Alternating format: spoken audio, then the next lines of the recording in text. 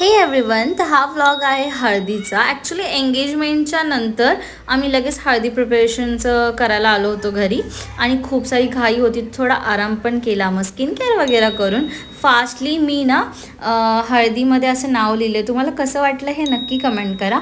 मग आम्ही सगळे हळदी घेऊन गेलो मंडपामध्ये आणि हे सगळं ना इथे जे डेकोरेशन करायचं होतं ना हळदीच्या इथे ते सगळं केलं. डेकोरेशन म्हणजे फ्लावर्स वगैरे तांबे ठेवायचे असतात ते. आणि हा आहे माझा हळदीचा लूक. मम्मीची येल्लो साडी होती ना त्याच्याने मम्मीला आणि मला आम्ही कुर्तीज बनवली आणि मस्त इथे हळदीचं डान्स वगैरे सगळं सुरू झालं आमचा.